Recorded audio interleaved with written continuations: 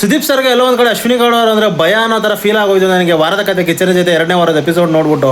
ಯಾಕಂದರೆ ವಾರ ಪೂರ್ತಿ ತಪ್ಪು ಮಾಡಿರೋದು ನನ್ನ ಪ್ರಕಾರ ಅಶ್ವಿನಿ ಗೌಡ ಅವರು, ಜಾನ್ವಿ ಅವರು. ಆ್ಯಂಡ್ ಹೊರಗಡೆ ಸೋಷಿಯಲ್ ಮೀಡಿಯಾದಲ್ಲೂ ಅವರಿಬ್ಬರ ಬಗ್ಗೆನೇ ಮಾತಾಡ್ತಿರೋದು. ಆ್ಯಂಡ್ ಇವ್ರು ಬಂದ್ಬಿಟ್ಟು ಕಾಕ್ರೋಚ್ ಸುದಿಗೆ, ನಮ್ಮ ಧ್ರುವಂತ್ ಅವ್ರಿಗೆ, ಧನುಷ್ ಅವ್ರಿಗೆ ಬೈಕೊಂಡು ಕೂತವ್ರೆ.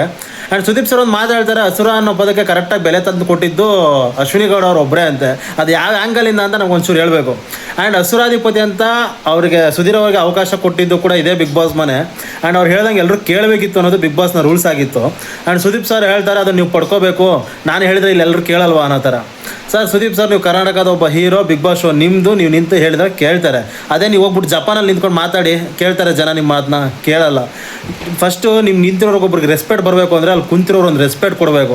ಅದೇ ಥರನೇ ಸುಧೀರ್ ಅವ್ರಿಗೊಂದು ರೆಸ್ಪೆಕ್ಟ್ ಬರಬೇಕು ಅಂದರೆ ಅಲ್ಲಿ ಕೂತಿರೋರು ರೂಲ್ಸ್ನ ಫಾಲೋ ಮಾಡಬೇಕು.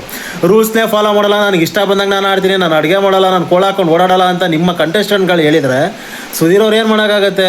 ಆ್ಯಂಡ್ ನೀವು ಅದಕ್ಕೆ ತಗೊಂಡಿರೋ ಏನಂತಾರೆ ಕ್ರಮಗಳಾದರೂ ಏನೂ ತೊಗೊಂಡಿಲ್ಲ. ಅಶ್ವಿನಿ ಗೌಡ ಅವ್ರು ಬಂದಾಗಿಂದ ರೂಲ್ಸ್ ಬ್ರೇಕ್ ಮಾಡ್ತಾನೆ ಇದ್ದಾರೆ, ಬಾಯಿಗೆ ಬಂದಂಗೆ ಆಡ್ತಿದ್ದಾರೆ, ಇಷ್ಟ ಬಂದಂಗೆ ಆಡ್ತಿದ್ದಾರೆ. ನನಗೆಲ್ಲ ಬಿಗ್ ಬಾಸ್ ಅವ್ರಿಗೆ ಒಂದು ಸ್ವಲ್ಪ ಭಯ ಅನಿಸಿದೆ. ಅಶ್ವಿನಿ ಗೌಡ ಅವ್ರ ಕಂಡ್ರೆ ಎಲ್ಲಿ ಕನ್ನಡ ಹೋರಾಟಗಾರ್ತಿ ಹೊರಗಡೆ ಹೋಗ್ಬಿಡಿ, ಅಲ್ಲಿ ಬಿಗ್ ಬಾಸ್ ಮೇಲೆ ಕೇಸ್ ಹಾಕ್ಬಿಡ್ತಾರೆ ಅಂತ. ಆ್ಯಂಡ್ ಸುದೀಪ್ ಸರ್ ನಿನ್ನೆ ಅವ್ರ ಬಗ್ಗೆ ಒಂದೇ ಒಂದು, ಆಮೇಲೆ ಯಾವುದೋ ರಕ್ಷಿತಾ ಶೆಟ್ಟಿ ಅವ್ರಿಗೆ ಕಾರ್ಟೂನ್ ಅಂತ ಬೈದಿದ್ರು, ಅದ್ರ ಬಗ್ಗೆ ಎಲ್ಲ ಮಾತೇ ಆಡಲಿಲ್ಲ. ಅದೇನೋ ಗೊತ್ತಿಲ್ಲ. ಅದೇ ನನಗೆ ಸುದೀಪ್ ಸರ್ಗೆ ಮತ್ತು ಬಿಗ್ ಬಾಸ್ಗೆ ಭಯ ಅನಿಸುತ್ತೆ ಅಶ್ವಿನಿ ಗೌಡ ಅವ್ರ ಕಂಡ್ರೆ ಅಂತ ಅನಿಸ್ತು ನಿನ್ನೆ ಎಪಿಸೋಡು. ಆ್ಯಂಡ್ ಅನಾವಶ್ಯಕವಾಗಿ 1.5 ಗಂಟೆ ಸುಮ್ಮನೆ ಕಾಲಹರಣ ಮಾಡ್ತಾ ಇದ್ದಾರೆ ನಿಂತ್ಕೊಂಡು, ಏನೂ ಮಾತಾಡ್ತಿಲ್ಲ.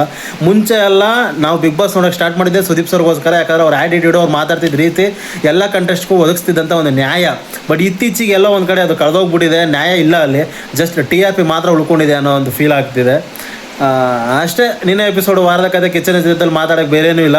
ಪಾಪ ಧ್ರುವಂತ್ ಅವರು ಒಳ್ಳೇದು ಮಾಡಿದ್ರು ಬೈಸ್ಕೊತವ್ರೆ, ಧನುಷ್ ಅವ್ರು ಸುಮ್ಮನೆ ಇದ್ರು ಬೈಸ್ಕೊತವ್ರೆ, ಕಾಕ್ರೋಚ್ ಸುದ್ದಿ ಪ್ರಯತ್ನ ಪಟ್ಟೂ ಬೈಸ್ಕೊತವ್ರೆ. ನಮ್ಮ ಅಶ್ವಿನಿ ಅಕ್ಕ ಏನೂ ಮಾಡಿದೆ, 0 ಕಿಲ್ ಚಿಕನ್ ಡಿನ್ನರ್ ಅಂತಾರಲ್ಲ ಆ ಥರ ಬರೀ ಜಗಳ ಮಾಡು, ಹೋಗು ಹೊಗಳಿಸ್ಕೊ.